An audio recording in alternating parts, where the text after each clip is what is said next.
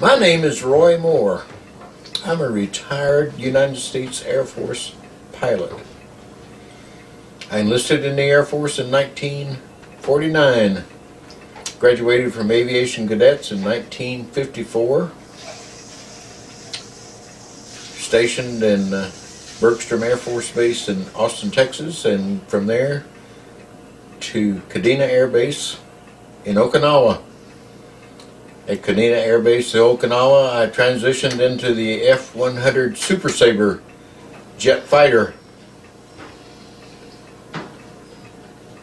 In August of 1957, my unit moved to Clark Air Base in the Philippines.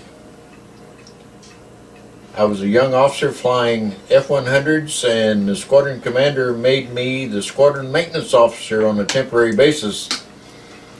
As a squadron maintenance officer, I flew the test flights for the maintenance test flights after major maintenance on all the airframes. When I flew test flights in the Super Sabre, I normally flew slick wing. That is, I had no pylons, no external tanks, no drag on the aircraft, and it was a true fighter airplane with a slick wing. It would go easily supersonic up to about 1.5 Mach, which is, depending on the altitude, up to 1,100 miles an hour. On a test top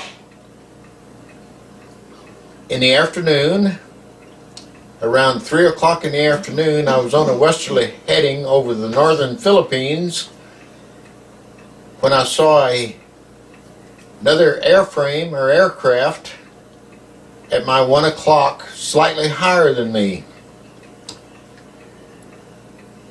Being finished with the test top, I decided to hassle with the other aircraft, which is a common practice in fighter airplanes. So I dropped my nose, lit the afterburner, went supersonic, and turned toward the other aircraft.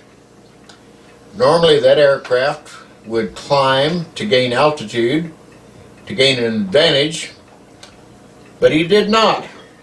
He turned away from me. And I thought, no problem, I can easily catch him, because by then I was at about 1.3 Mach, or somewhere around 1,000 miles an hour.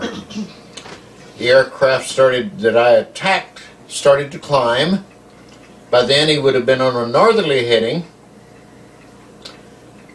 and he climbed at about a 20-degree angle. He accelerated in a very short period of time to about Mach 5. And it watered my eyes. I could not believe that anything could move that fast.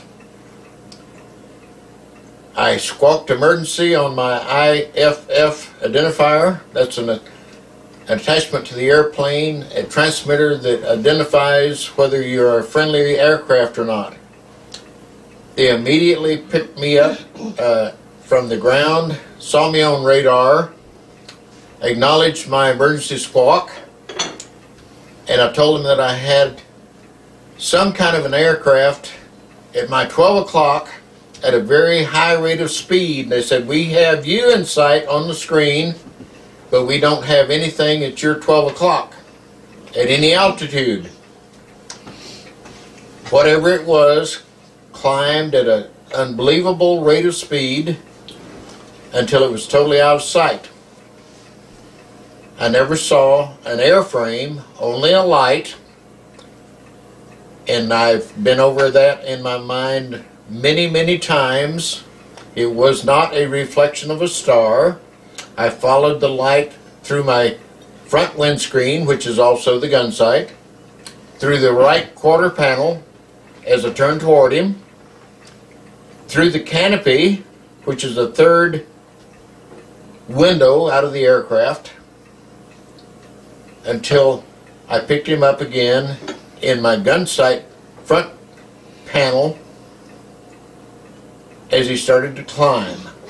So it was not a reflection of some star or other light source. It was definitely an airframe of some sort, under human control, or under intelligent control, whether human or otherworldly being, I have no idea.